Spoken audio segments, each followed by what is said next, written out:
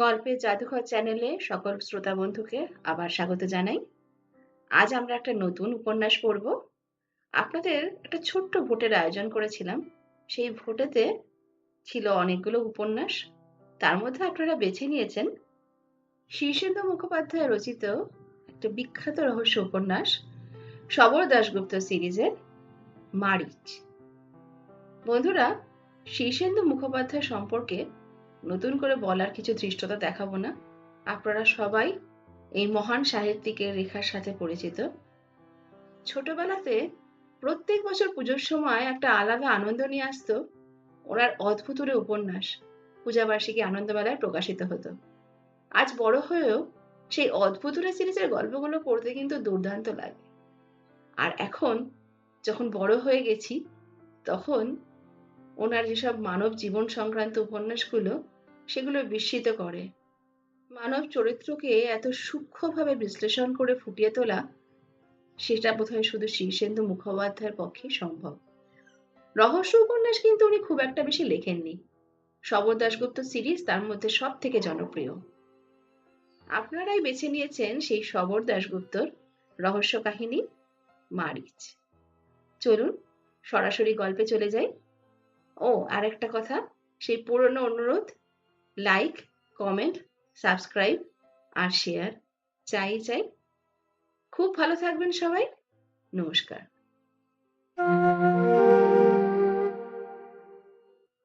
আপনি তো বাহাদুর লোক দেখছি। কেমন করে দেখলেন? আপনার বায়োডাটা বলছে আপনি একসময় বোম্বের ফিল্মে কিছুদিন স্টান্টম্যানের কাজ করেছিলেন। ওটা বাহাদুরির ব্যাপার নয়, পেটের দায়। কি ধরনের স্টান্টম্যান ছিলেন আপনি? মোটর বাইক আর কিছু লাভঝাপ টাকার জন্য করতে হতো, তবে টাকা তেমন কিছু রোজগার করতে পারিনি। কিন্তু আমার তো বায়োডাটা নেই, ছিল না। আপনি পেলেন কি করে? বায়োডাটা পুলিশ তৈরি করেছে, বিস্তর খোঁজ খবর করে। তার কি কোনো প্রয়োজন ছিল? I am not a criminal. Criminal কিনা সেটা তদন্তের পর বোঝা যাবে। আপনি বোম্বে থেকে পাড়ি দিয়েছিলেন আমেরিকা, আর সেটা বোধ হয় আইনকে ফাঁকি দিয়ে। না, আইনকে ফাঁকি দিয়ে নয়। আমি বোম্বেতে থাকার সময় একটা জাহাজের চাকরি পেয়ে যাই, খালাসির চাকরি। সেটা আইনসম্মতই ছিল। কিন্তু আমেরিকার নিউ ইয়র্কে যখন জাহাজটা প্রায় বছর খানেক পরে ফিরেছিল, তখন বোধহয় খুব আইনসম্মত পদ্ধতিতে আপনি জাহাজ থেকে পালাননি। সেটা বৈধ ছিল না বটে, বাট আই ওয়াজ আ ডেজার্টার। আমার বহুকালের ইচ্ছে ছিল আমেরিকায় গিয়ে সেটেল করব। আপনি আমেরিকায় বেশ কিছুদিন বড় বড় ট্রাক চালাতেন, তাই না? হ্যাঁ, আমেরিকায় গিয়ে কিছুদিন গা ঢাকা দিয়ে থাকতে হয়েছিল। তখন খুব কষ্টে গেছে, নানা রকম উঞ্চবৃত্তি করতে হয়েছে। শেষে একটা গ্যারেজে জুটে গিয়েছিলাম হেল্পার হিসেবে। সেখানে ওইসব সুপার ট্রাক চালানো শিখে যাই। অ্যামনেস্টির সুযোগে তো আপনি মার্কিন নাগরিকত্বও পেয়েছিলেন, তাই না? হ্যাঁ, আমার জীবনটা খুব বিচিত্র। তাই তো দেখছি। আমেরিকায় আপনার ক্রিমিনাল রেকর্ড ছিল কি? না। ঠিক বলছেন। হুম, ঠিকই বলছি। সুব্রত বক্সী আমাদের জানিয়েছেন আপনি সেখানে পুলিশের হাতে ধরা পড়েছিলেন এবং আপনার বিরুদ্ধে মার্ডারের চার্জ ছিল। চার্জ ছিল ঠিকই, কিন্তু সেটা স্রেফ আমাকে প্যাচে ফেলা ছাড়া আর কিছুই না। যে মেয়েটা খুন হয়েছিল তার নাম কি জুলি? হ্যাঁ, জুলিয়া। আপনার স্ত্রী না গার্লফ্রেন্ড? স্ত্রী নয়, আমি বিয়ে করিনি। তাহলে গার্লফ্রেন্ড বলতে পারেন, তবে খুন করেছিল একটা এক্সট্রিমিস্ট গ্রুপ। জুলি একসময় একটা এক্সট্রিমিস্ট গ্রুপের মেম্বার ছিল, মানে ওই গ্রুপেরই মেম্বার ছিল। তখন বোধ হয় টাকা পয়সা নিয়ে কিছু প্রবলেম হয়। যাগে, আমি ওই পয়েন্টে স্টিক করে থাকতে চাইছি না। Thank you. আপনি বছর খানেক আগে দেশে ফিরে এসেছেন, তাই তো? হ্যাঁ, 1 বছর 1 মাস। কেন বলুন তো? আপনার তো ওখানেই সেটেল করার ইচ্ছা ছিল। এখনো আপনার মার্কিন নাগরিকত্ব বহাল রয়েছে। হুম, সত্যি কথা বললে বলতে হয় আমেরিকার মোহ আমার আর নেই। বাহ! চমৎকার! কিন্তু মোহটা হঠাৎ কেটে গেল কেন? শুধু টাকা রোজগার করাটা কারো জীবনের লক্ষ্য হতে পারে না। হওয়াটা উচিতও নয়। আপনি কি একজন দার্শনিক নাকি? আজ্ঞে না, আমি দর্শন শাস্ত্র পড়িনি। কিন্তু আমার অভিজ্ঞতা আমাকে খানিকটা দার্শনিক করে তুলেছে। বাহ! বেশ, বেশ। কিন্তু এটাও কি সত্যি যে আমেরিকায় আপনি বিশেষ সুবিধা করতে পারেননি? এটা কোন সূত্র থেকে জানলেন? আমাদের মার্কিন সোর্স জানিয়েছে যে দীর্ঘদিন ট্রাক চালানো এবং ফিলাডেলফিয়ায় একটা দোকান করার চেষ্টা আর এনসাইক্লোপিডিয়া বিক্রি এইসব করে আপনাকে পেট চালাতে হয়েছে। হুম, আমি এসব করেছি ঠিকই, তবে অর্ডারটা উল্টোপাল্টা হয়ে গেছে। এনসাইক্লোপিডিয়া বিক্রি করা ছিল আমার প্রথম দিককার চেষ্টা, তারপর দোকানঘর, তারপর ট্রাক চালানো। আর কিছু? হ্যাঁ, আমি মিউজিক গ্রুপে ইন্সট্রুমেন্ট বাজিয়েছি, হোটেলে চাকরি করেছি, আর তারপর শেষ অবধি আমি একটা ব্যবসা শুরু করি। সেটা কি একটা জাপানি কোম্পানির সাথে? আপনি তো সবই জানেন দেখছি। হ্যাঁ, একটা জাপানি কোম্পানি আমাকে ফ্র্যাঞ্চাইজ দিয়েছিল। সুব্রত বক্সীর সাথে সেই সূত্রেই আমার ভাব হয়। তারপর? আপনি যখন সবই জানেন তখন আর নতুন করে কি বলবো বলুন তো? মানুষ যত কথা বলে ততই আমাদের কাজে সুবিধা হয় মিহিরবাবু। তা হয়তো হয়, কিন্তু আমার ছুটমুট হয়রানি হচ্ছে। সুব্রত বক্সী আমাকে পছন্দ করেন না বলেই কি তিনি আপনাদের নানা রকম ইনফরমেশন দিয়েছেন? সুব্রত বক্সীর সাথে কি আপনার একসময় খুব বন্ধুত্ব ছিল? আগে হ্যাঁ, উনিই তো জাপানি কোম্পানির একজন কর্তা ব্যক্তি ছিলেন।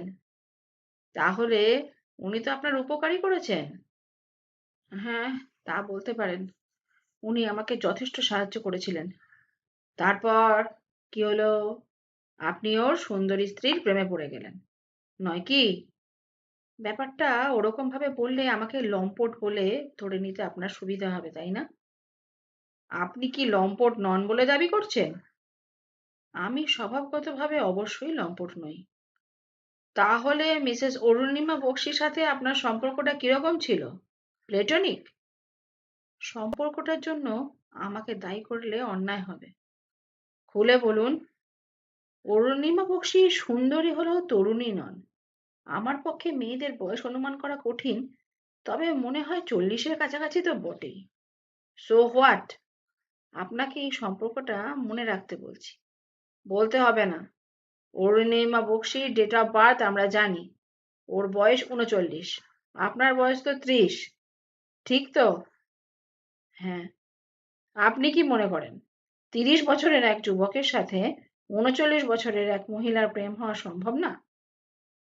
তা হতেই পারে। আজকাল নানা রকম রিলেশনস তৈরি হয়। আপনার ক্ষেত্রে কি হয়েছিল? সুব্রত বক্সী আমাকে বিজনেসের ব্যাপারে সাহায্য করতেন। নিউ ইয়র্কে তিনি আমার অফিসেরও ব্যবস্থা করে দেন। তিনি থাকতেন কুইন্সে, আর আমাকে প্রায় বাড়িতে নেমন্তন্ন করতেন। মিসেস বক্সীর আমাকে সেই জন্য খুব পছন্দ হয়ে যায়। কি ধরনের পছন্দ? আমি গেলে খুশি হতেন, লক্ষ্য করেছি। তারপর 2-3 মাসের মাথায় তিনি আমার সাথে ঘনিষ্ঠ হতে থাকেন। সেটা কিরকম ঘনিষ্ঠতা? ফিজিক্যাল? হ্যাঁ। আপনি রাজি হয়ে গেলেন? আমার উপায় ছিল না। মিসেস বক্সী আসলে কোম্পানিটা চালাতেন। ওর ইচ্ছাতেই সব হতো। সুব্রত দা ছিল একটা ফ্রন্ট মাত্র। তার মানে আপনি মিসেস বক্সীকে খুশি করার জন্যই তার সাথে ঘনিষ্ঠ হয়ে পড়েন?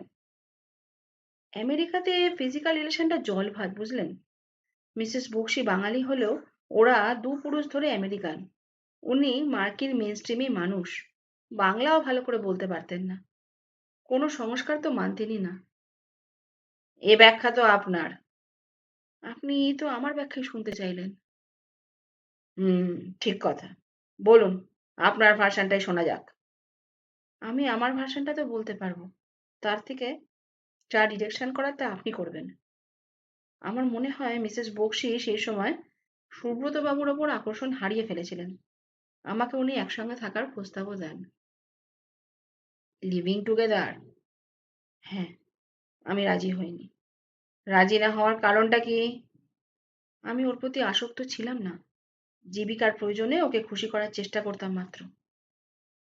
আপনাকে তো মোটেই ভালো লোক বলে মনে হচ্ছে না মশাই। আমি ভালো লোক বলে তো দাবি করছি না। তবে আমি ভীষণ খারাপ লোকও নই বোধহয়। প্র্যাকটিক্যাল। জীবন সংগ্রাম করতে গেলে নানা রকম আপোস তো করতেই হয়। হুম, তাই দেখছি। তাহলে আপনার ব্যবসা মিসেস বকশির কল্যাণে বেশ ভালোই চলছিল। মোটামুটি। মিসেস বকশি আমাকে ব্যবহার করতেন বটে, তা বলে উনি খুব দরাঝাদের মহিলা ছিলেন না। খুব হিসেবি ছিলেন। তাতে তো আপনার ক্ষতি হয়নি, কারণ আপনি তো ওদের কর্মচারী ছিলেন না, কোলাবরেটর ছিলেন মাত্র। মিসেস বকশি কৃপণ হলেই বা আপনার ক্ষতি কি? ঠিক কথা। আপাত দৃষ্টিতে আমার ওপর ওর কোনো ফিনান্সিয়াল কন্ট্রোল থাকারই কথা নয়। কিন্তু মিসেস বকশিকে চিনলে আপনার ধারণাটা পাল্টে যেত। উনি আমার কাছ থেকে নিয়মিত নির্দিষ্ট হারে কমিশন নিতেন। আমেরিকায় ওসব হয় নাকি? কেন হবে না? সেটা আবার সাধুদের দেশ নাকি? মিসেস বকশি কি সুন্দরী ছিলেন বলে আপনার মনে হয়? আহ, না। তবে নিয়মিত ব্যায়াম-ট্যায়াম করে নিজেকে ট্রিম রাখতেন। মিসেস বকশির হাজবেন্ডের সঙ্গে তার রিলেশন কিরকম ছিল? ঝামেলাহীন। দুজনেই বেশ কুল কাস্টমার। ওদের বাড়িতে বা র্যাঞ্চে যখন গেছি, তখন দুজনকে বেশ ইন্টিমেট বলেই ধারণা হতো। ঝগড়া টগড়া তো শুনিই নি। সুব্রত দা তার স্ত্রীকে খুব ভালোবাসতেন বলেই মনে হয়। মানে তার স্ত্রীর অনুগত ছিলেন বলেই মনে হয়। সুব্রত বাবুর কি একটা এক্সট্রা ম্যারিটাল কোনো রিলেশন ছিল? থাকলেও আমি জানি না। আমি নিজের কাজ কারবার নিয়ে ব্যস্ত থাকতাম। মিসেস বকশির সাথে আপনার রিলেশনটা সুব্রত বাবু কি টের পাননি? টের না পাওয়ার কথা নয়। আমার ধারণা সুব্রত দা সবই জানতেন। কিভাবে বুঝলেন? অন্তত দুবার উনি আমাকে ওর বাড়িতে খুব অদ্ভুত সময় দেখতে পান। তাছাড়া মিসেস বকশির সাথে উইকেন্ড কাটাতেও আমি কয়েকবার বাইরে গেছি। সুব্রতদা তখন হয়তো কোনো ট্যুরে থাকতো, কিন্তু টের না পাওয়ার কথা নয়। ওসব উইকেন্ডে ওদের মধ্যে টেলিফোনে কথাবার্তা হতো। তাহলে ব্যাপারটা খোলাখুলি হতো বলছেন? হ্যাঁ, অন্তত আমার তাই ধারণা।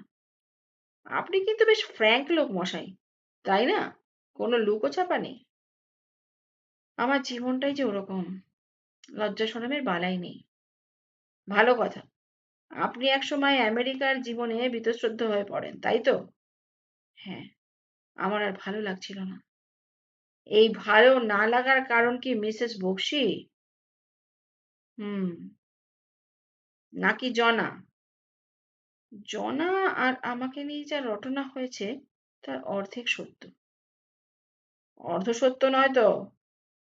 অর্ধ সত্য মানে তো হাফ ট্রুথ। না, তা নয়। খুলে বলুন। জনা সুব্রতদার ছোট বোন। বয়স 20-20 হবে। সে পড়াশুনো করতে আমেরিকা গিয়েছিল এবং গিয়েই আপনার প্রেমে পড়ে গেল, তাই তো? ঠিক তাই। আপনি মেয়েদেরকে কি খুব সহজেই অ্যাট্রাক্ট করেন? আমি আমি কিন্তু করি না। আমার কি করার আছে বলুন? If they fall for me. হুম, ঠিক কথা। আপনার চেহারাটা অবশ্য খুব ভালো, বেশ হিম অ্যান্ড গোছের। জনার সাথেও কি আপনার ফিজিক্যাল? না না না, ছি ছি, ও কথা বলবেন না। তাহলে জনা রোমান্টিক মেয়ে, সেক্সি টাইপের নয়। হুম, আপনারা তাহলে প্রেমে পড়ে গেলেন। ওই তো বললাম, অর্ধেকটা সত্য। প্রেমে পড়ল জনা, কিন্তু আমার তো এত ভাবাবেগই নেই। আমি পোড় খাওয়া কাট্টাখোট্টা মানুষ। জীবনে মহিলা সঙ্গিনীর অভাব কখনো ঘটেনি। চেহারাটা সেই জন্য খানিকটা দায়ী হয়তো। প্রেমে পড়ার মতো মনটাই আর আমার নেই। কিন্তু জনা পড়েছিল, স্বীকার করছি। তাই নিয়ে কি অশান্তি? হুম, মিসেস বক্সী জনাকে অপছন্দ করতে শুরু করেন এবং আমার উপরেও আধিপত্য বাড়িয়ে দেন। সেটা কিরকম? আমাকে খুব চোখে চোখে রাখতেন এবং থ্রেট করতেন। জনা কতদূর এগিয়েছিল? ফোন করতো, রোমান্টিক কথাবার্তা বলতো, প্রেমে পড়লে যেমনটা হয় আর কি। আপনি কি প্রশ্রয় দিতেন? দিতাম। মেয়েদের অতি সহজে চটাই না আমি। আপনি বেশ বুদ্ধিমান মানুষ। বুদ্ধি না হলে কি আমার চলতো? হুম। এবার মিসেস বক্সির খুনের ঘটনায় আসি। আমার যা বলার আমি তো বলেছি। আবার বলুন। খুনের দিন সকালে আমি মিসেস বক্সির সাথে ওর আয়রন সাইড রোডের বাড়িতে দেখা করি। উনি ডেকে পাঠিয়েছিলেন। শনিবার ছিল। কি কথাবার্তা হয়েছিল? উনি আমার ওপর ভীষণ রেগেছিলেন। রাগের কারণ? সেটাও তো বলেছি। হঠাৎ আমেরিকা থেকে চলে আসা এবং ওদের সঙ্গে সব সম্পর্ক ছিন্ন করাই কারণ। আরেকটা কারণ হলো জনা। আমি চলে আসার পর জনাও নাকি আমেরিকা থেকে দেশে ফিরে আসার সিদ্ধান্ত নিয়েছিল। বুঝিয়ে সুঝিয়ে তাকে নিরস্ত করা হয়। খুনটা হয়েছিল দুপুরে। হুম, খবরের কাগজ পড়ে তাই তো দেখেছি। খুনটা আপনি করেননি? কেন করব সেটা তো বলবেন। মিসেস বক্সির সাথে আমার আর বিজনেসের রিলেশন ছিল না। দেশে ফিরে এসেছি। একে একে ৩টে ট্রেলার কিনেছি এবং গত ৮ মাসে আমার ব্যবসা মোটামুটি দাঁড়িয়ে গেছে। মিসেস বক্সির প্রতি আমার কোনো সেন্টিমেন্ট নেই। খুন করতে যাব কেন? মিসেস বক্সি কি আপনাকে ব্ল্যাকমেইল করার চেষ্টা করেছিলেন? ব্ল্যাকমেইল করার ব্যাপারটা আপনাদের মাথায় কে ঢোকালো কে জানে। আমি তো খোলামেলা মানুষ। যা করছি তা স্বীকার করছি। লুকোনোর তো কিছু নেই আমার। আমাকে ব্ল্যাকমেইল করার মতো গুপ্ত কিছু থাকতেই পারে না। হুম, কিন্তু ভাইস ভার্সা? আপনি ওকে ব্ল্যাকমেইল করার চেষ্টা করেননি তো? আজ্ঞে, সেটাও পুলিশ বলেছে। কিন্তু তারা এখনো কোনো সূত্র পায়নি। আমি বলি কি, একটু স্ট্রং হাঞ্চ ছাড়া আমাকে নিয়ে টানা হেঁচড়া করাটা কিন্তু হাস্যকর হয়ে যাচ্ছে। আপনার পক্ষে মিসেস বক্সির গুপ্ত খবর জানা কি অসম্ভব? মিসেস বক্সি স্ট্রং মাইন্ডেড মহিলা। ওর গুপ্ত ব্যাপার বলতে আমার সঙ্গে ফিজিক্যাল রিলেশন। সেটা তিনি গোপন করতে যাবেন কোন দুঃখে? সুব্রতদাকে তো ওর কোনো ভয়ই ছিল না। বরং সুব্রতদাই ওকে ভয় পেয়ে চলত। আপনার অ্যালিবাই কিন্তু স্ট্রং নয়। জানি তো। কিন্তু সেটাই তো কোনো প্রমাণ হতে পারে না। মিহিরবাবু, আপনি কিন্তু পুলিশকে যথেষ্ট হেল্প করছেন না। হেল্প করার দায় কি বলুন তো? আপনার পুলিশের লোক যদি আমাকে অকারণে হ্যারাস আর থ্রেট না করতো, তাহলে আমি নিশ্চয়ই হেল্প করতাম। ইন্সপেক্টর নাগ একজন অভদ্র লোক। তিনি আমাকে প্রথমে ইন্টারোগেশনের সময় একটা থাপ্পড় মেরেছেন। আর কুৎসিত গালাগালের তো হিসেবই নেই। ধরে নিয়েছেন যে খুনটা আমিই করেছি। এখন শুধু কনফেস করে ফেললেই হয়। মিস্টার নাগের হয়ে আমি ক্ষমা চাইছি। কেন? নাগ সাহেবের হয়ে আপনি ক্ষমা চাইবেন কেন? আর ক্ষমা চাওয়াটা তো অর্থহীন। লোকটাকে দেখেই মনে হয় রাফিয়ান টাইপ। দরকার হলেই ফের চড়-থাপ্পড় মেরে বসবে। আপনি কাজ উদ্ধারের জন্য ক্ষমা চাইছেন বটে, কিন্তু বিশ্বাস করুন, আমার আর বিশেষ কিছু বলারই নেই। জনা দেবীর সম্পর্কে যদি কিছু জিজ্ঞাসা করি? জনা সম্পর্কে যা বলার তো বলেছি। আপনি বলছেন জনা দেবী সম্পর্কে আপনি ইন্টারেস্টেড নন। হ্যাঁ, আর সেটাই সত্যি কথা। মেয়েদের নিয়ে রোমান্টিক চিন্তা করার সময় আমার হাতে নেই সবরবাবু। জনা দেবী কি এখনো আপনার প্রতি দুর্বল? তা জানি না। তবে মাঝে মাঝে চিঠি দেয়, ফোনও করে। আপনি চিঠির জবাব দেন না? দিই, দেব না কেন? তবে তাতে ভালোবাসার কথা থাকে না। হুম, জনা দেবীর চিঠিতে কি ভালোবাসার কথা থাকে? খুব থাকে। তবে সেসব হচ্ছে শ্যাম্পেনের ফেনার মতো। ওর মধ্যে বস্তু বিশেষ থাকে না। আপনি দেখছি নরনারীর প্রেমে বিশ্বাসী নন। আপনাকে তো বলেছি আমি খাটিয়ে পিটিয়ে মানুষ। দেশে ফিরে আসার পর আমাকে নতুন করে একটা জীবন সংগ্রাম করতে হচ্ছে। নেপাল, ভুটান, এদিকে আসাম, পাঞ্জাব জুড়ে নেটওয়ার্ক তৈরি করা চারটিখানি কথা তো নয়। আপনার ফ্যামিলি সম্পর্কে যদি কিছু জানতে চাই? স্বচ্ছন্দে। আপনার বাবা মা? বাবা রিটায়ার্ড পোস্টমাস্টার, সামান্য পেনশন পান। মা বরাবরই হাউসওয়াইফ। দুজনেই নানা রকম অসুখে ভুগছেন। আমার দুই দাদা আছে। একজন কমার্শিয়াল আর্টিস্ট, তার প্রচুর পয়সা। আরেক দাদা আলাদা। তিনি চাকরি করেন দিল্লির একটা ইংরাজি পত্রিকায়। এই হচ্ছে মোটামুটি আমার ফ্যামিলি। মা বাবাকে কে দেখে? কেউ দেখে না। মা বাবা দুজনে এখন পরস্পরের দেখাশোনা করেন। আমেরিকা থেকে ফিরে আসার পর আমি ওদের কাছে থাকি বটে, কিন্তু কাজের চাপে তাদের ওপর বিশেষ নজর কিছুই দিতে পারি না। কিন্তু এসব জানতে চাইছেন কেন? এগুলো তো আপনার কেসে ইররিলেভেন্ট। আমি আসলে আপনাকে অফগার্ডে ধরতে চাইছি, অসতর্ক মনে যদি হঠাৎ কিছু রিলেভেন্ট বলে ফেলেন। হুম। আপনার কি এখনো ধারণা আমি সত্য গোপন করছি?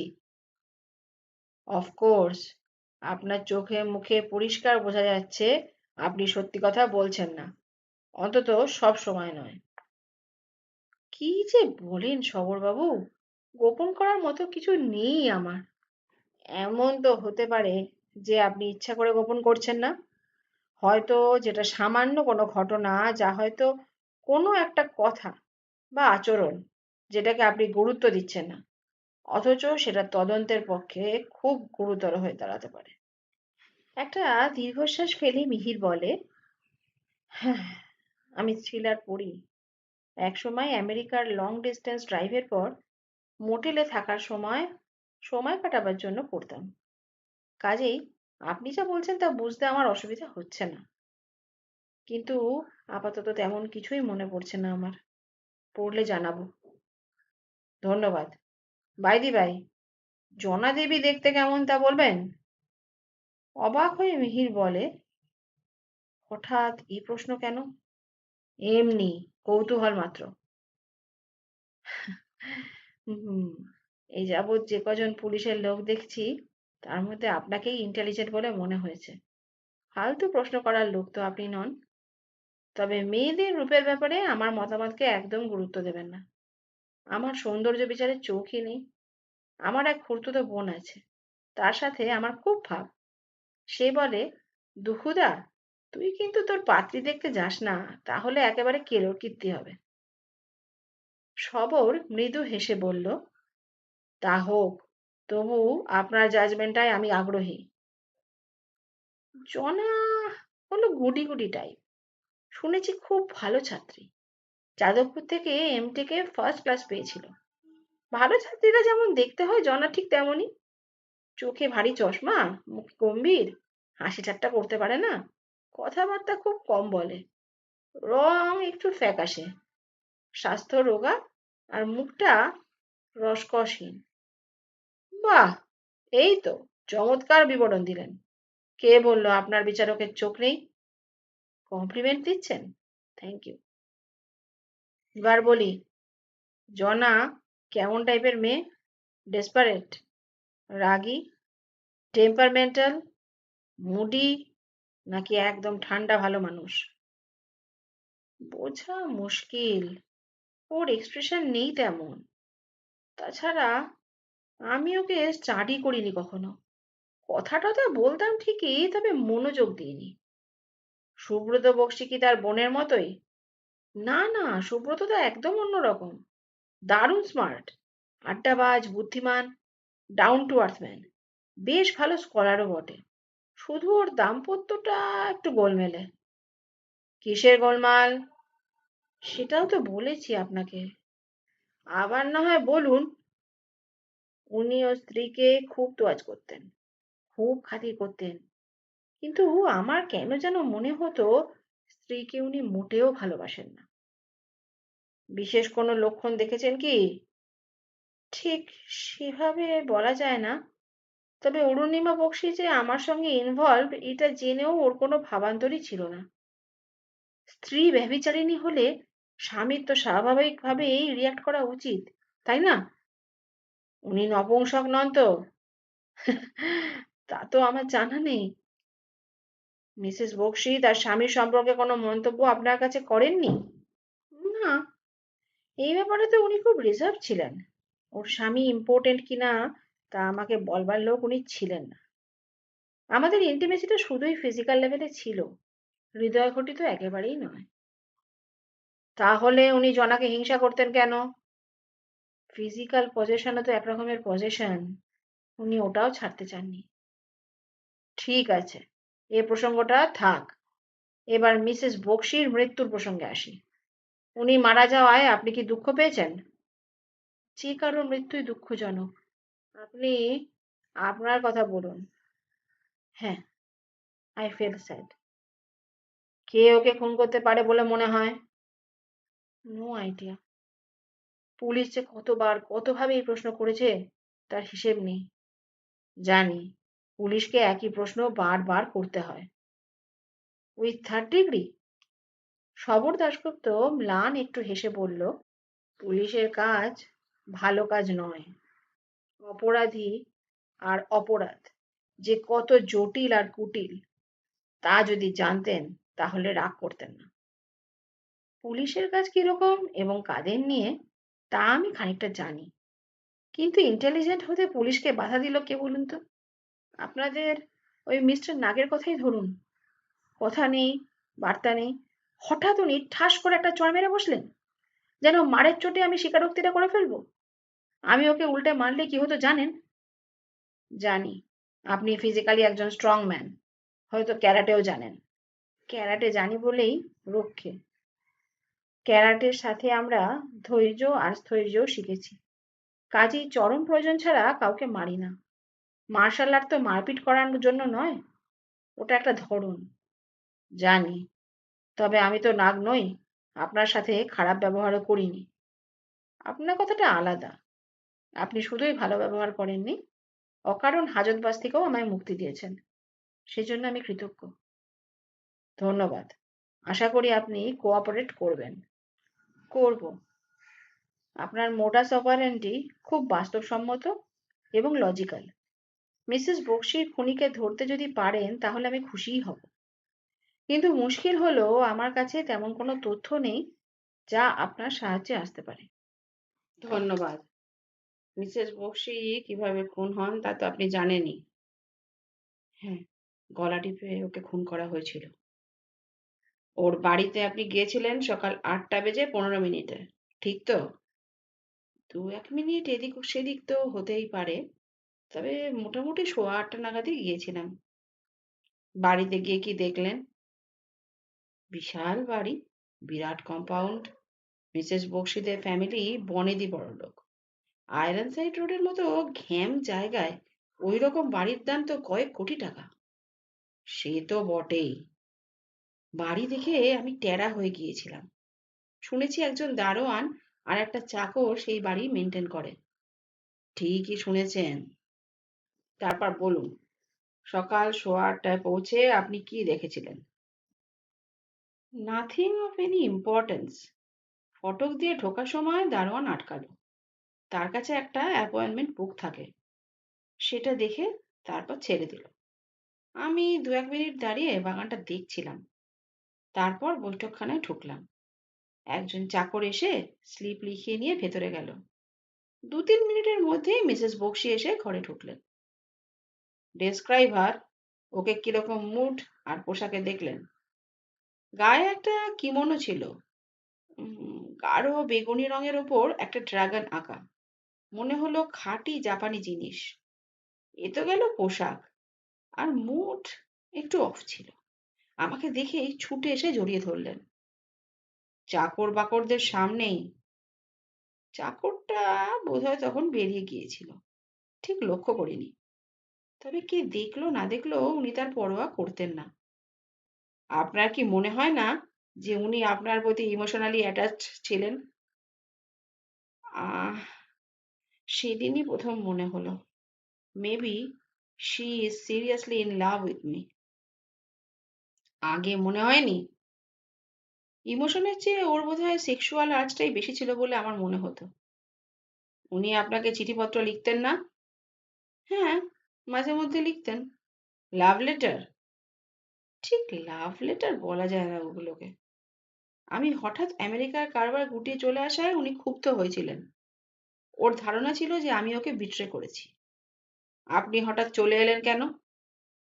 হঠাৎ করে আসিনি তো। মাস ২ ধরে ধীরে ধীরে কাজ কারবার গুটিয়ে তৈরি হয়ে এসেছি। তবে ব্যাপারটা সুব্রতদা আর ওর স্ত্রীকে জানাইনি। জানাননি কেন? আমার বিশ্বাস ওরা বাগড়া দিতেন, বিশেষ করে মিসেস বক্সী। ওদের তো সন্তান নেই না? না। হঠাৎ এই প্রশ্ন কেন? এমনি, হঠাৎ মনে হলো। ওরা অবশ্য অ্যাডপ্ট করার কথা ভাবছিলেন। অ্যাডপ্ট কি শেষ পর্যন্ত করেছেন? যতদূর জানি না। সুব্রত বাবুর বয়স এখন কত? আপনারাই তো তার সাথে যোগাযোগ রাখেন, আপনারাই তো সেটা জানাবেন। আমি এই কেসটা সদ্য হাতে নিয়েছি। সুব্রত বাবু তার আগেই আমেরিকা ফিরে গেছেন। ওর বায়োডাটা এখনো আমার স্টাডি করা হয়নি। 45-46 হবে। বিয়ে করার বয়স আছে বলছেন? নিশ্চয়ই। ও দেশে এখনো অনেকে এই বয়সে প্রথম বিয়ে করে। আপনি কি সত্যিই জানেন না সুব্রত বাবুর কোনো প্রেমিকা বা বান্ধবী আছে কিনা? সত্যিই জানি না। থাকা কি সম্ভব? থাকতেই পারে, কোয়াইট নরমাল। হুম। তারপর অরুণিমা বক্সীর সাথে আপনার দেখা হওয়ার ঘটনাটা বলুন। উনি আমাকে এমব্রেস করলেন, বলেছি তো। হুম। তারপর কিছুক্ষণ একটু ইমোশনাল কথাবার্তা বললেন। তার মধ্যে প্রেমের কথা ছিল। Oh, I love you so much, I miss you so much, oh dearest, oh darling, oh sweetheart, এইসব আর কি। আপনার রিয়াকশন কি হলো? খুব একটা কিছু নয়, বরং বছরখানেক বাদে ফের এইসবের জন্য আমার খারাপই লাগছিল। ভদ্রমহিলার জন্য একটু দুঃখও হচ্ছিল। Any sex? Be sensible mister Dasgupta. It was early in the morning, এবং আমাদের আগের রিলেশনটাও তখন ছিল না। অন্তত আমি এখন একদম আলাদা একটা মানুষ। হুম। ওকে, ওকে, ওকে। ঝগড়া হলো কেন? ঝগড়া হয়নি তো। ঝগড়া হতে তো দুপক্ষ লাগে। আমি সম্পূর্ণ প্যাসিভ ছিলাম। উনি একটু উত্তেজিত হয়েছিলেন। উত্তেজিত হলেন কেন? উনি পুরনো কথা তুলে আমাদের আবার আগের সম্পর্ক স্থাপনের প্রস্তাব দেন। আমেরিকায় ফিরে যাওয়ার জন্য ঝোলাঝুলি করতে থাকেন। এমনকি সুব্রত তাকে ডিভোর্স করে আমাকে বিয়ে করার প্রস্তাবও দিয়ে ফেলেন। দেখলাম ভদ্রমহিলা আমার জন্য বেশ পাগল হয়ে উঠেছেন, খুব ডেসপারেট।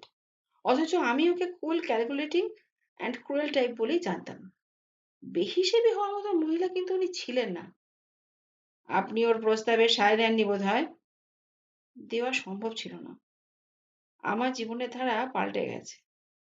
তাছাড়া আপনাকে তো বলেছি, আমি ওর প্রতি কখনোই অ্যাট্রাক্টেড ছিলাম না।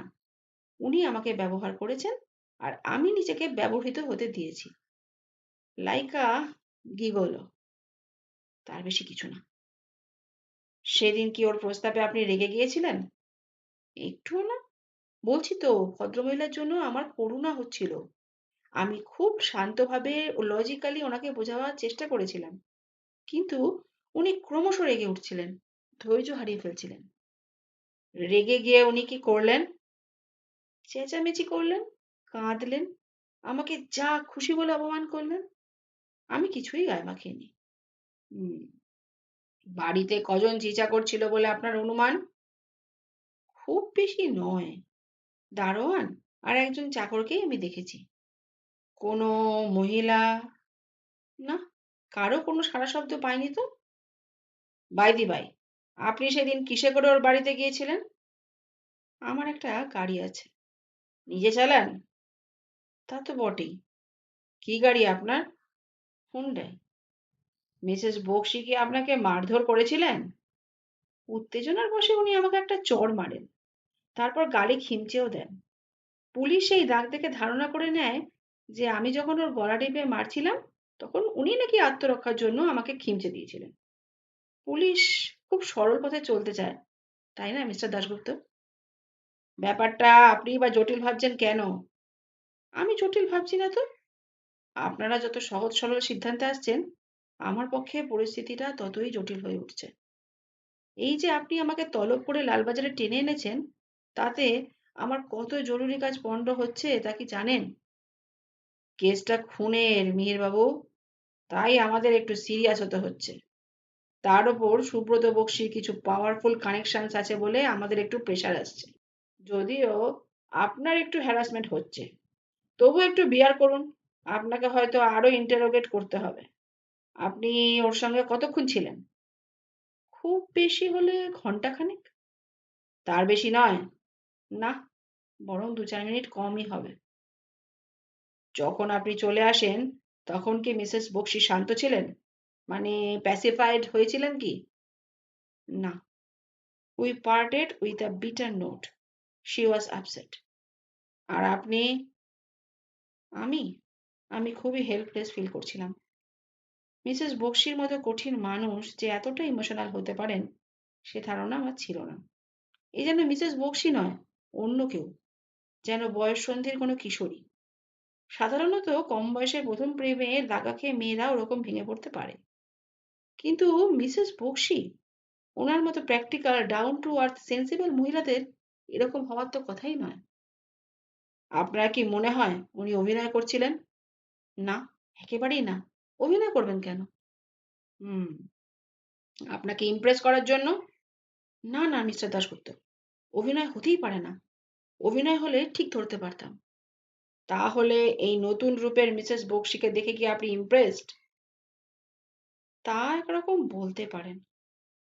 আপনি কি একটুও সফট হয়ে পড়েননি? সফট কথাটার যদি বাঁকা অর্থ না ধরেন তবে বলতে পারি, হ্যাঁ, ওর প্রতি একটু সহানুভূতি হচ্ছিল। কিন্তু আমি একজন ওয়েদার বিটুইন ম্যান, বয়স ৩০ হলেও অভিজ্ঞতায় পোড় খাওয়া মানুষ। সহানুভূতি হয়েছিল বটে, কিন্তু সেটা কোনো দুর্বলতা নয়। ওকে আর প্রশ্রয় দেওয়া বা ওর কুক্ষিগত হয়ে পড়া আমার পক্ষে অসম্ভব ছিল। খুনটা কখন হয় তা কি আপনি জানেন? আপনাদের কাছ থেকেই তো জেনেছি। দুপুর ২টো-২.৩০ নাগাদ। সে সময় আপনি কোথায় ছিলেন? সেও পুলিশকে বলেছি, তারা আমার কথায় বিশ্বাসই করছে না। তবু আর একবার বলুন, আমি হয়তো বিশ্বাস করতেও পারি। দুপুর ১টা-১.৫টা থেকে বিকেল ৪টে অবধি আমি আমার একটা ট্রাকের মধ্যে শুয়ে ঘুমাচ্ছিলাম। কোথায়? বেলতলায় আমার ট্রলারগুলো রাখার জন্য আমি একটা জমি লিজ নিয়েছি। এই ছোটখাটো সারাইয়ের কাজও হয়। সেদিন আমি নিজেই আমার ট্রাকের একটা জখম চাকা মেরামত করেছিলাম। খুব পরিশ্রান্ত হওয়ায় ড্রাইভারের কেবিনে উঠে শুয়ে পড়ি। কোনো সাক্ষী আছে? না। আপনার গ্যারেজ পাহারা দেয় কে? ওয়াচম্যান আছে। ওয়াচম্যান আপনাকে দেখেনি? সেদিন ওয়াচম্যানের ছুটি ছিল। ভোররাতে তার মা মারা যায়, ফলে কেউ ছিল না। ওয়াচম্যানকে পুলিশ জেরাও তো করেছে। জানি। মিসেস বক্সির বাড়ি থেকে বেরিয়ে আপনি কোথায় গেলেন? ডোভার লেনে আমার অফিসে। সেদিন আমার দম ফেলার সময় ছিল না। সেখান থেকে বেরিয়ে বেলতলায় যাই। আপনার অ্যালিবাই কিন্তু খুব দুর্বল। Can't help it. এবার কি আমি যেতে পারি সবরবাবু? পারেন। আসুন। তুমি এই বাড়ির কাজের লোক? ভিখু? আগে হ্যাঁ। কতদিন হলো এ বাড়িতে কাজ করছো? প্রায় ১০ বছর। বাড়ি কোথায়? আগে ছাপড়া জেলা। এ বাড়িতে কিভাবে কাজে ঢুকলে? আমার কাকা এ বাড়িতে কাজ করতেন। কাকা এখন দোকান করে। আমাকে কাকাই চাকরিতে ঢুকিয়ে দিয়েছে। তুমি তো বেশ ভালো বাংলা বলো হে। আমি তো জন্ম থেকে কলকাতাতেই আছি স্যার। এখানেই মানুষ। এ বাড়িতে তোমার কাজ কি? এ বাড়িতে তো কেউ থাকে না। আমার কাজ ঘরদোর পরিষ্কার করা, বিছানা টিছানা ঝাড়া। বছরে একবার মেম সাহেব আসেন, তখন তার দেখভাল করা। মেম সাহেবের বাপের বাড়ির লোকেরা কোথায়? মেম সাহেবের তো কেউ নেই। বড় মালিক আর মালকিন এখানে থাকতেন না, আমেরিকায় থাকতেন। সেখানেই একটা অ্যাক্সিডেন্টে দুজনই মারা যায়। এ বাড়ি তো বিক্রির চেষ্টা হচ্ছে। তোমাকে কত মাইনে দেওয়া হয়? আগে হুজুর ২,৫০০ টাকা। বাড়ির কাজের লোকের পক্ষে মাইনেটা বেশ ভালোই, কি বলো?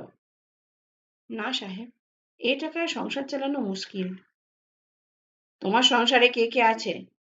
আমার বউ আছে, ৪টে ছেলে মেয়ে আছে, দুটো বেটা, দুটো বেটি। এই বাড়িতেই থাকো? না সাহেব, ফ্যামিলি নিয়ে এ বাড়িতে থাকার তো হুকুম নেই। আমার পরিবার থাকে তিলজলায়, একটা বস্তিতে। তোমার চলে কি করে? আমার বউও কাজ করে সাহেব, বাড়ির কাজ। ফ্যামিলি নিয়ে এখানে থাকার হুকুম নেই কেন? এ বাড়িতে তো আউট হাউস আছে, আর সেগুলো তো ফাঁকাই পড়ে থাকে। আগে বাচ্চা কাচ্চা থাকলে তো বাড়ি নোংরা করবে, বাগানের গাছপালা ছিঁড়বে, তাই হুকুম নাই। তাছাড়া অনেকে বাড়ি দখল টখলও তো করে নেয়। এ বাড়িতে তো অনেক দামি জিনিস দেখছি। তোমাকে কি মেম সাহেব খুব বিশ্বাস করতেন? তা জানি না, তবে থানায় আমার নাম, ঠিকানা, ফটো সব রেকর্ড আছে। কোনো জিনিস চুরি গেলে পুলিশ তো আমাদেরই ধরবে। হুম, এবার ঘটনার দিনের কথা বলো। ঘটনার দিন সকালেই মেম সাহেব আমাকে ডেকে বলে একজন বাবু দেখা করতে আসবেন। ঘরদোর যেন ফিটফাট থাকে। ঘরদোর তো ফিটফাটই আছে দেখছি। হ্যাঁ সাহেব, এ বাড়ি সব সময় ফিটফাট থাকে। তবু মেম সাহেব বললেন বলে আমি আরো একটু ঝাড়পোছ করলাম। মেম সাহেব কিরকম লোক ছিলেন বলে তোমার মনে হয়? ভালো লোক ছিলেন। কিরকম ভালো? আগে ঝুট ঝামেলা কিছু করতেন না, চুপচাপ থাকতেন। রাগী মানুষ ছিলেন কি? বেয়াদবি বরদাস্ত করতেন না। আমাদের খুব ফিটফাট থাকতে হতো, নোংরা দেখলেই রেগে যেতেন। কাজে খুশি হলে বকশিস দিতেন? না, বকশিস তো দিতেন না। উনি কি কৃপণ ছিলেন? না সাহেব, কিন্তু বকশিস দিতেন না। তোমাদের মাসের মাইনে কে দিত? সতুবাবু, মেম সাহেবের সম্পর্কে দাদা, নিউ আলিপুরে থাকেন। সতুবাবু কি প্রতি মাসে নিজে এসে টাকা দিয়ে যেতেন? না না, আমরা গিয়ে নিয়ে আসতাম। সতুবাবুই কি এ বাড়ির দেখাশোনা করতেন? হ্যাঁ, তবে উনি খুব একটা আসতেন না। ইদানিং এক প্রমোটার বাবুকে নিয়ে মাঝে মাঝে এসে মাপ যোগ করতেন। প্রমোটারকে চেনো? ঘোষ বাবু, শুনেছি বড় প্রমোটার। তার সাথে তোমাদের কোনো কথাবার্তা হয়েছে? না সাহেব, উনি তো আমাদের সাথে কথাবার্তা বলবেন না। এবার ঘটনার দিনের কথা বলো। সেই বাবুটি কখন এলেন? 8টার পর। চেহারা কেমন? লম্বা চওড়া চেহারা, হিরোকা মাফিক। দেখে কিরকম মনে হলো? আমি ভেবেছিলাম ফিল্ম স্টার হবেন বোধহয়। মেম সাহেবের সাথে তার কি কথাবার্তা হলো জানো? না সাহেব। মেম সাহেব কি গিয়ে তাকে জড়িয়ে ধরেছিলেন? তা হতে পারে। আগে আমি ওসব দেখিনি। উনি কতক্ষণ ছিলেন? 1 ঘন্টার মতো হবে, একটু কমও হতে পারে। তুমি কি কফি বা চা দিয়েছিলে? মেম সাহেব বলেছিলেন যেন কথাবার্তার সময় ওদের ডিস্টার্ব না করি, তাই আমি দরজা বন্ধ করে দিয়েছিলাম, আর ভিতরে যাইনি। তবে দরজার কাছেই ছিলাম, যদি ডাকেন তাহলে যেন শুনতে পাই। ভেতরে কি কথাবার্তা হয়েছিল তা শুনতে পেয়েছিলে? মিম সাহেব রাগারাগি করছিলেন, তবে আমি ইংরেজি জানি না বলে কথা কিছু বুঝিনি।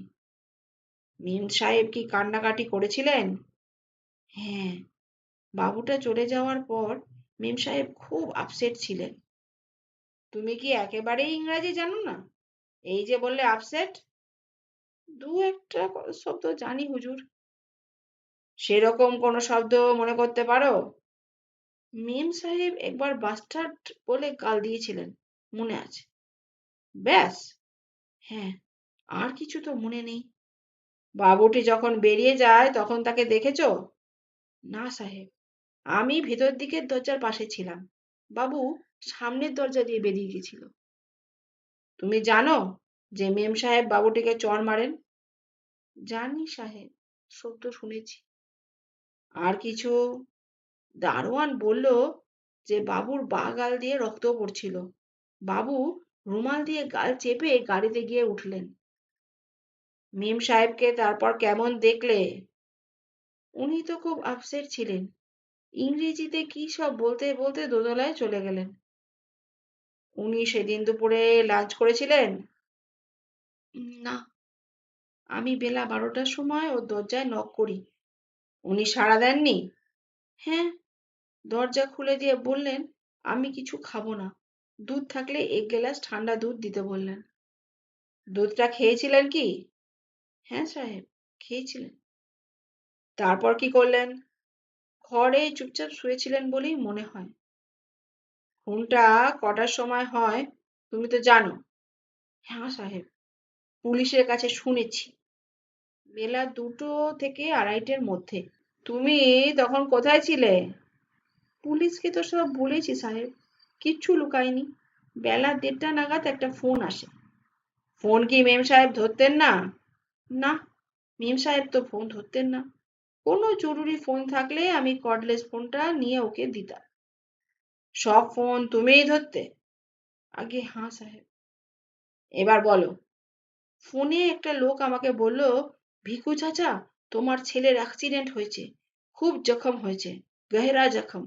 আমি তাকে পিজি হাসপাতালে নিয়ে এসেছি, তুমি এক্ষুনি চলে এসো। গলাটা কার চিনতে পেরেছিলে? না। জিজ্ঞাসা করনি? হ্যাঁ, বলল, আমি তোমার পাড়ার ছেলে রামু, তাড়াতাড়ি চলে এসো, বহুত ইমার্জেন্সি। আমার মাথা ঠিক ছিল না সাহেব। আমি দৌড়ে গিয়ে মেম সাহেবকে বললাম। উনি ছুটি দিয়ে দিলেন। আমি পাগলের মতো হাসপাতালে ছুটলাম। গিয়ে দেখি ওখানে আমার ছেলের নামে কেউ ভর্তি হয়নি। তখন ছুটলাম বাড়িতে। গিয়ে দেখি আমার বউ ঘুমাচ্ছে। তাকে ডেকে তুলে সব বললাম। তারপর দুজনে ছুটলাম ছেলের স্কুলে।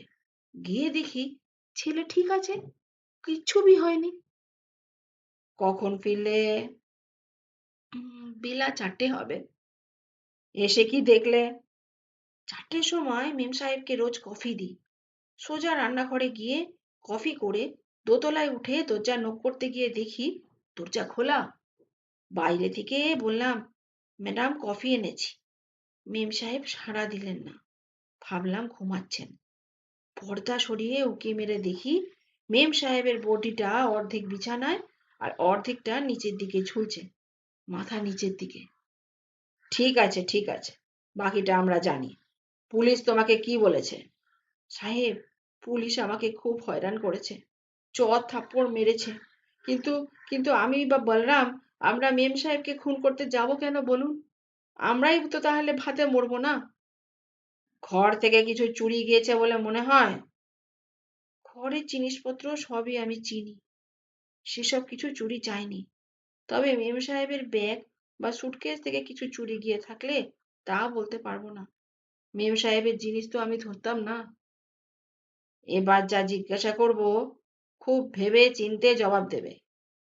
বলুন সাহেব।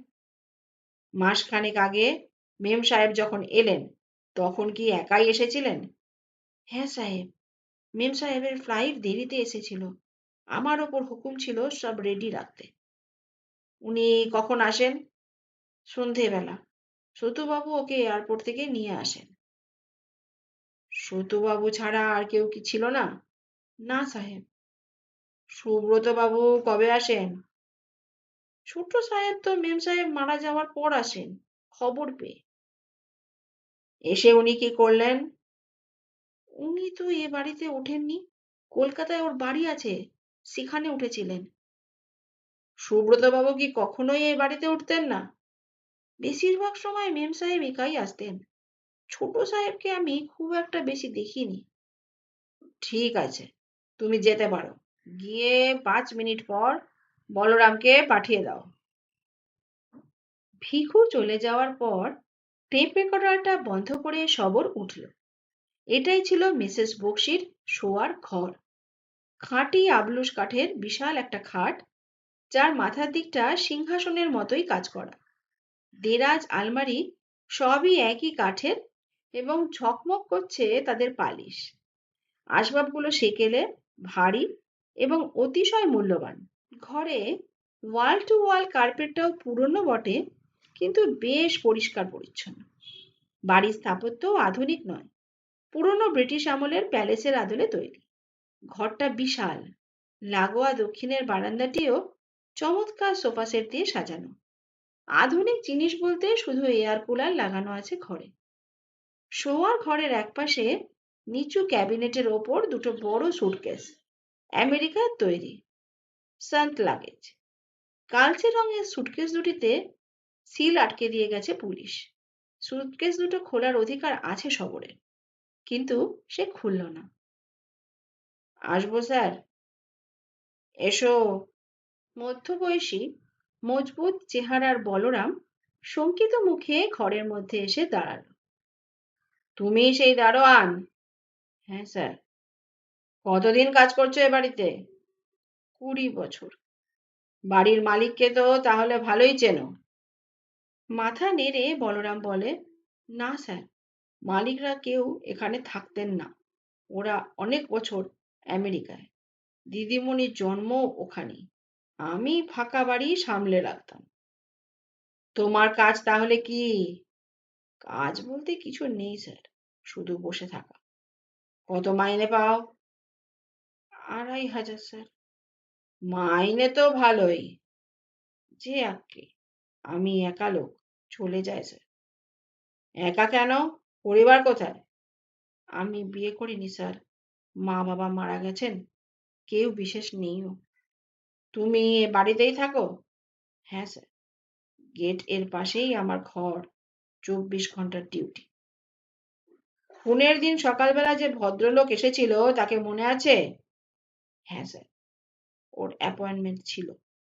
দিদিমণি কি অনেক অ্যাপয়েন্টমেন্ট থাকতো? না স্যার, বাড়িতে বেশি লোক আসতো না। লোকটা এসে কি করলো? নাম বলল। আমি খাতা খুলে মিলিয়ে নিয়ে ছেড়ে দিলাম।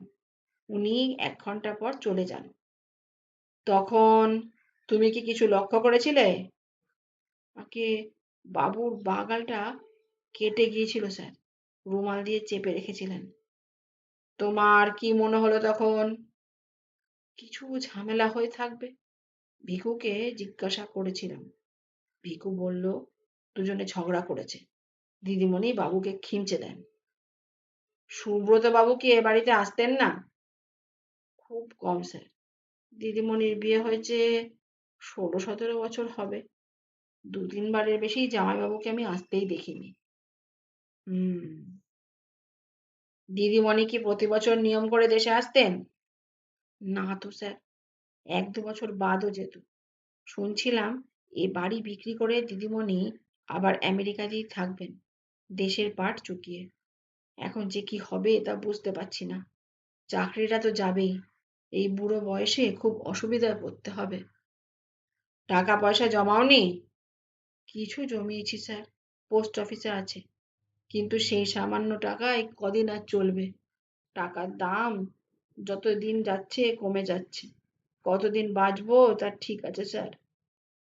তোমার শরীর তো মজবুত, এখনো খাটতে পারো। জি আজ্ঞে স্যার, কিন্তু লোকে কাজই দিতে চায় না। চেষ্টা করছো নাকি? সুতোবাবু কয়েক মাস আগেই বলে দিয়েছেন যে বাড়ি বিক্রির চেষ্টা হচ্ছে।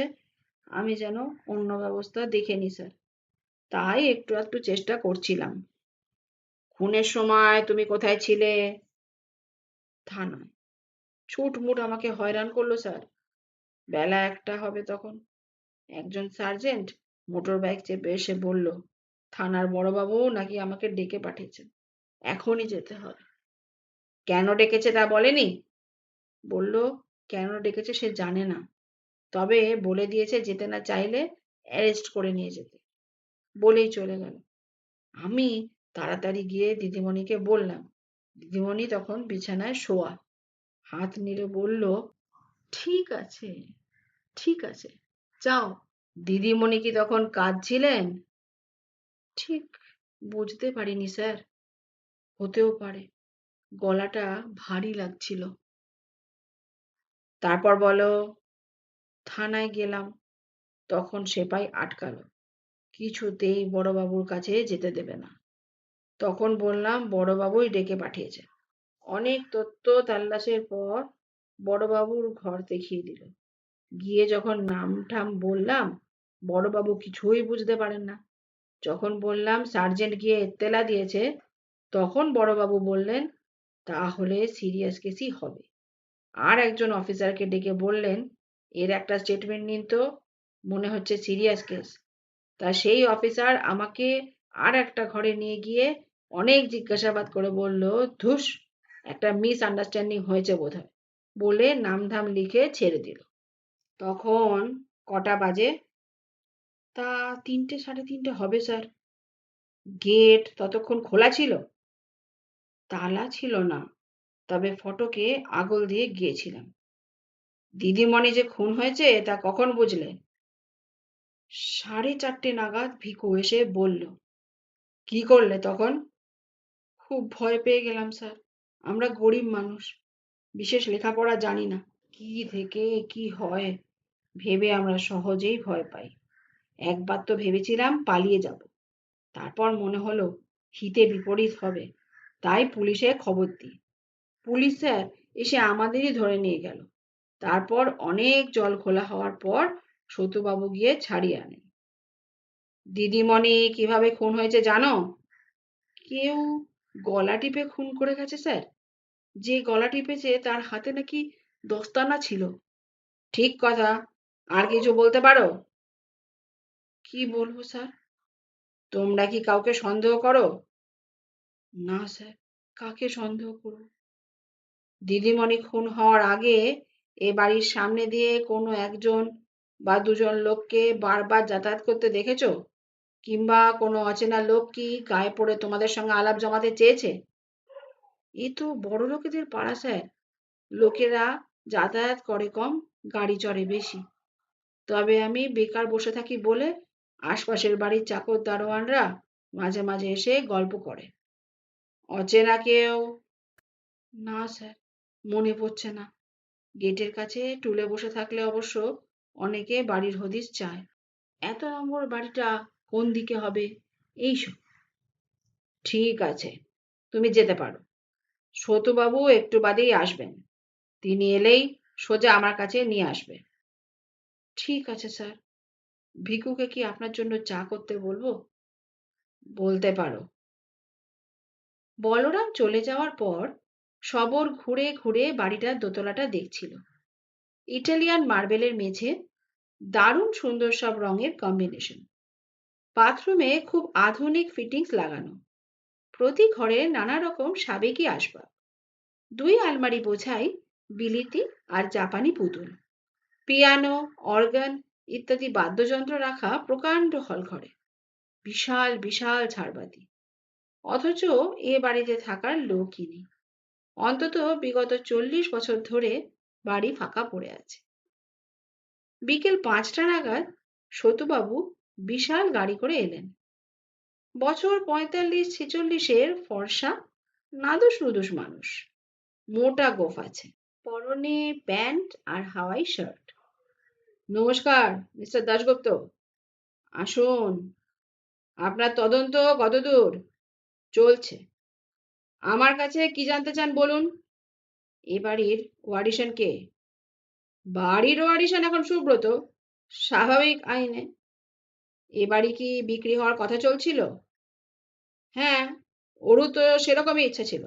কলকাতার পাট তুলে দেবে বলেছিল। সুব্রত বাবুরও কি তাই ইচ্ছে? সুব্রতর বোধহয় একটু অমত আছে। অরুণিমা বলছিল সুব্রত এরকম প্রস্তাবে খুব একটা আগ্রহ দেখায় না। কোনো কারণ আছে কি? তা জানি না। সুব্রত বাবুদের এখানকার বাড়ির অবস্থা কেমন? মুখটা একটু বিকৃত করে সত্যবাবু বললেন, অবস্থা আবার কেমন হবে? ছিল তো বনগাঁ রিফিউজি ক্যাম্পে, তারপর বিধানপল্লীতে কোনো রকমে টিনের ঘর করে থাকতো। এখন অবশ্য পাকা ঘরঠর হয়েছে শুনেছি। তারও অনেক ভাগিদার। ওর কাকা জ্যাঠাদেরও নাকি ও বাড়ির শেয়ার আছে। সুব্রতর বাবা চিরকালের ভ্যাগাবন্ড। কোনো একটা কোঅপারেটিভের সামান্য বেতনের চাকরি করত। ভাগ্য ভালো ছেলেটা হলো ব্রিলিয়ান্ট। সেই জোরেই আমেরিকা গেল। আর এই তো ওদের হিস্ট্রি। এখন বুঝে নিন।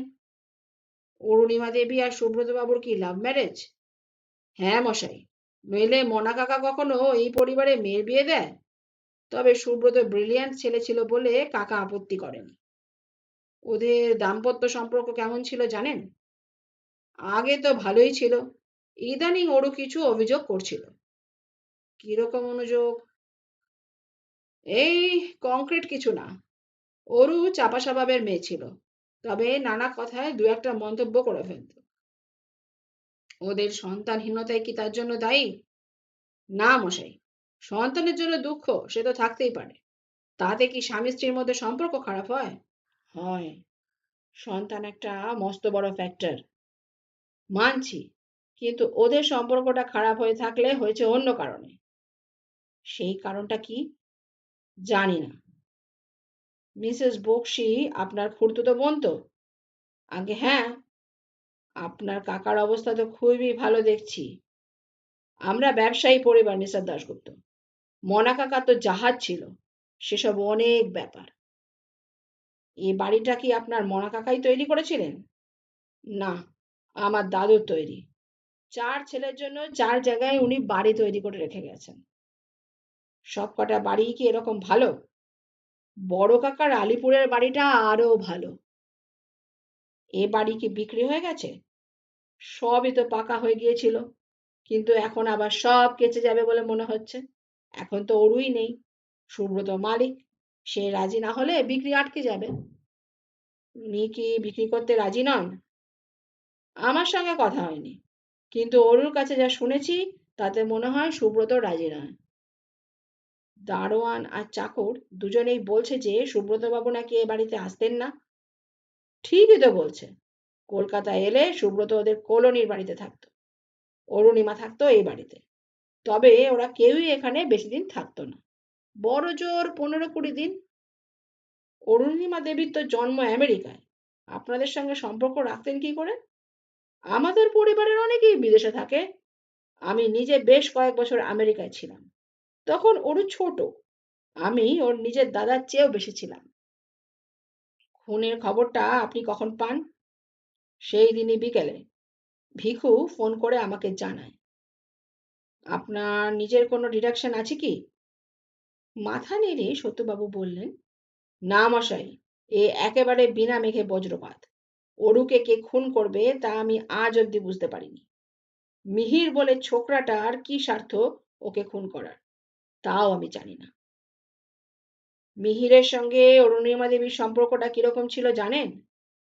একেবারে জানি না বললে ভুল হবে। ঘাসে মুখ দিয়ে তো চলি না। অরুণিমা ওর প্রতি সফট ছিল। আপনার কাছে অরুণিমা কিছু বলেছেন কি? খুব পরিষ্কার করে নয়। উনি সুব্রতবাবুকে ডিভোর্স করার কথা ভাবছিলেন? আমাকে খুলে কিছু বলেনি। তবে অরুর হাবভাব দেখে মনে হয় সুব্রতর প্রতি ওরা তেমন টান ছিল না। তার জন্য মিহির বাবুর সঙ্গে ঘনিষ্ঠতাই কি দায়ী? তাও জানি না মশাই। সুব্রত বাবুকে আপনার কেমন লোক বলে মনে হয়? সত্যবাবুর মুখটা ফের বিকৃত হলো। তারপর একটু হেসে বললেন, কিছু মনে করবেন না মশাই, নিজের মুখে বলছি। We are very rich people, বনেদি বড় লোক। সুব্রতরা হলো আ ক্লাস অ্যাপার্ট। সুব্রত নিজের যোগ্যতায় ওপরে উঠেছিল বটে, কিন্তু ওদের কালচার আর রুচি তো সেই নিম্ন মধ্যবিত্তই রয়ে গেছে। ওদের টাকা হলে লোক দেখানো বড় লোকই করতে থাকে। বনেদি পরিবার অন্য রকম, বুঝলেন? সুব্রতকে অরুর সঙ্গে আমার মিসফিট বলেই মনে হয়েছে। তা তো বুঝলাম, কিন্তু সুব্রত বাবু লোকটা কেমন? মাফ করবেন, আমি জানি না। 2-4 বার দেখা হয়েছে, হেসে 2-4টে কথাও বলেছে, কিন্তু ওকে স্টাডি করিনি কখনো।